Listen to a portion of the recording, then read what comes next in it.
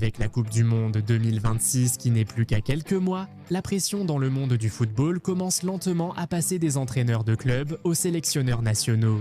Pour certaines nations, choisir une équipe pour la Coupe du Monde est simple, mais tous les sélectionneurs n'ont pas ce luxe. Certains vont vraiment avoir du mal à faire leur choix, et aujourd'hui, nous allons voir qui a la tâche la plus difficile et à quel poste en particulier. Voici les 8 plus gros casse-têtes de sélection avant la Coupe du Monde. Le premier concerne l'attaque du Brésil. On n'en vit vraiment pas Carlo Ancelotti en ce moment. Le Brésil est la nation la plus titrée de l'histoire de la Coupe du Monde. N'ayant pas gagné le prestigieux trophée depuis près de 25 ans, la pression est intense. C'est pourquoi ils ont rompu la tradition en recrutant Carlo, un entraîneur non brésilien. Alors que les postes de gardien et de défenseur s'imposent, le vrai casse-tête est en attaque. Il y a trop d'options pour peu de place, on pourrait penser que Vini et Rafinha auraient déjà leur place garantie. Avec Rodrigo et Richarlison moins performants cette saison, seront-ils sélectionnés pour leurs anciens exploits ou écartés? Qu'en est-il des joueurs comme Endrick, Matheus Cunha, Gabriel Martinelli, Estevo et Jean Pedro? Ils sont tous en bonne forme dans leurs différents clubs et méritent d'être pris en considération pour une sélection. Et il ne peut pas non plus ignorer Igor Thiago. Il n'a jamais joué avec l'équipe nationale du Brésil et n'évolue pas dans un grand club. Quand un attaquant rivalise avec Erling Haaland pour le soulier d'or de Premier League, comment ne pas l'emmener à la Coupe du Monde? N'oublions pas qu'Anthony brille toujours au Real Betis et que Gabriel Jesus, revenu de blessure, enchaîne les bonnes performances avec Arsenal. Mais Ancelotti ne peut pas non plus ignorer les joueurs locaux comme Vitor Roque et Carlos Vinicius, qui marquent beaucoup de buts en Serie A brésilienne. Vous pouvez voir à quel point c'est un casse-tête, mais le plus gros casse-tête sera de savoir quoi faire avec Neymar. C'est la plus grande star du pays et les Brésiliens veulent le voir dans l'équipe. Mais Ancelotti le trouve-t-il assez en forme? D'autres joueurs méritent-ils plus sa place? Pourra-t-il vraiment faire une grande différence s'il est choisi? Voilà les questions auxquelles Don Carlo doit vite répondre. Si Ancelotti se casse la tête avec l'attaque, Luis de la Fuente s'interroge sur le poste de gardien. Aucun autre pays ne dispose actuellement d'autant de gardiens de haut niveau que l'Espagne. Pendant des années, l'entraîneur a gardé Unai Simón comme numéro 1, ce qui lui a permis de gagner l'Euro il y a 2 ans. Mais il subit aujourd'hui davantage de pression. En plus de Simón, l'Espagne compte David Raya, double vainqueur du Gant d'Or de la Premier League, qui vise un 3e titre cette saison. Robert Sanchez, rajeuni, a mené Chelsea à la victoire en Coupe du Monde des clubs l'an dernier et concurrence Raya pour le Gant d'Or de la Premier League cette saison. Ensuite, le petit nouveau qu'on ne peut plus ignorer, Johan Garcia, 24 ans, qui a impressionné le monde entier avec ses réflexes incroyables et ses arrêts spectaculaires. Il a aussi l'avantage de jouer dans l'un des plus grands clubs d'Espagne. Parmi ses 4 meilleurs gardiens évoluant dans les grands clubs européens, l'un devra rester à la maison. Et peu importe qui ce sera, De la Fuente recevra d'énormes critiques. Et encore, nous n'avons même pas mentionné Kepa Arrizabalaga, qui ne s'en sort pas mal à Arsenal. L'expérimenté David De Gea, qui est actuellement l'un des meilleurs gardiens en Italie. Et Alex Ramiro, régulièrement appelé en sélection espagnole ces dernières années, était même 3e gardien au dernier Euro et à la Ligue des Nations. Mais cela va au-delà de savoir qui restera à la maison, qui sera le numéro 1. Comparé à d'autres postes, le poste de gardien ne subit pas autant de rotation. Quel que soit votre choix, il restera sûrement l'homme de la situation jusqu'au bout, les autres restant sur le banc. Faire ce choix parmi ses meilleures options sera sûrement très difficile. Mais ce n'est même pas le seul poste où le sélectionneur de l'Espagne aura un énorme casse-tête de sélection. Pouvez-vous nous dire à quel autre poste nous faisons référence ici? Essayez de deviner dans les commentaires, nous verrons bientôt si vous avez raison pendant que vous y êtes. Si vous n'êtes pas déjà abonné à la chaîne, faites-le tout de suite pour ne jamais manquer notre contenu incroyable. C'est fait, très bien, maintenant direction l'Angleterre, où Thomas Tuchel aura un gros mal de tête. Au poste de numéro 10, avec Cole Palmer, Jude Bellingham, Morgan Rogers, Phil Foden, Morgan Gibbs-White et Eberechi Eze, tous disponibles pour être sélectionnés au poste de milieu offensif. Qui va rester à la maison?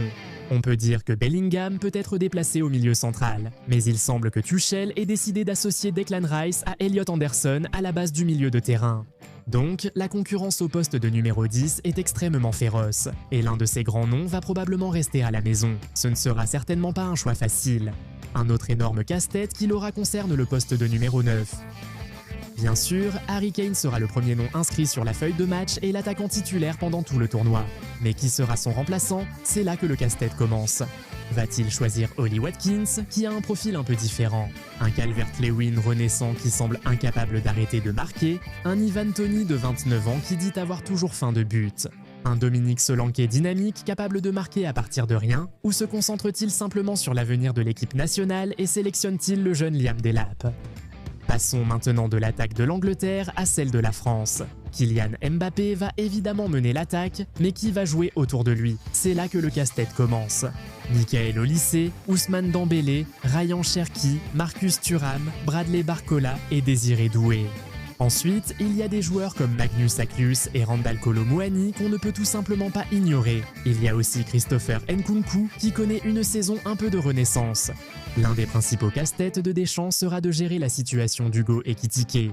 Il est si bon et productif, il génère beaucoup d'activités.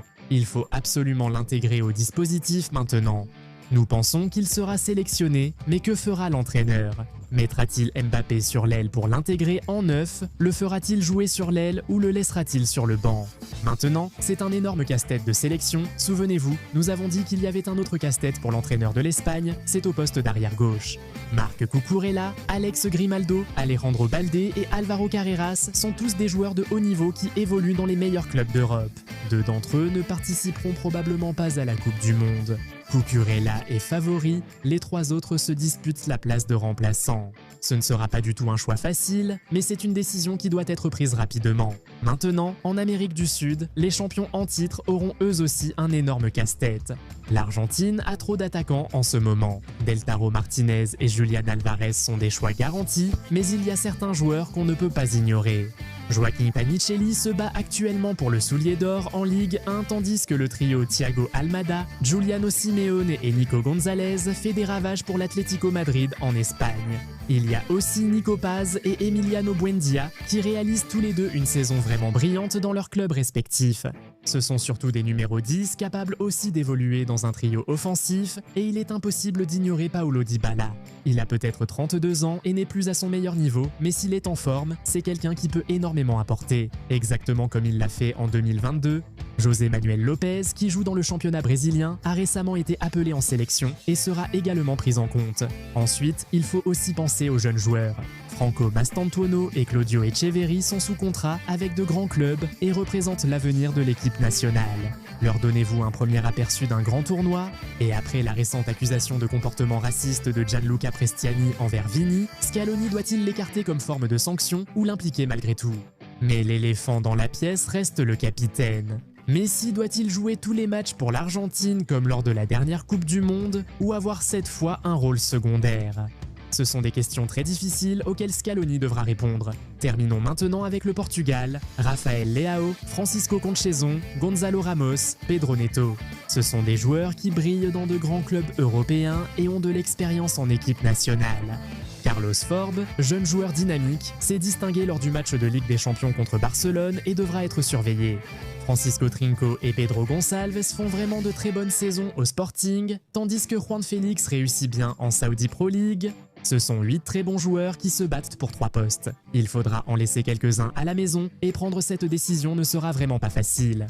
Et le plus gros casse-tête de tous, que faire avec Cristiano Ronaldo? Il a 41 ans et il n'est peut-être plus capable de presser autant ou de faire les mouvements qu'il faisait il y a 10 ou 15 ans. Mais il demeure l'un des buteurs les plus redoutés et un joueur décisif. Cela pose donc un dilemme. Lui donne-t-on toujours un rôle majeur et le fait-on jouer à chaque match ou gère-t-on son temps de jeu?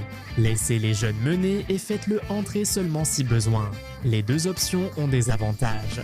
Mais quelle que soit la décision que prendra Martinez, elle sera critiquée par un camp et si quelque chose tourne mal, il en sera tenu pour responsable. C'est un énorme casse-tête pour lui. Maintenant, d'autres casse-têtes de sélection sont à prévoir avant la Coupe du Monde, comme le choix du défenseur central de l'Argentine. Ils ont Lisandro, Romero, Foyt, Otamendi et Senesi. Est-ce que le Ghana essaye de convaincre Eddie Nketiah et Callum Hudson-Odoi de changer de nationalité ou est-ce qu'ils se contentent de ce qu'ils ont avec Semeno Kudus et les autres?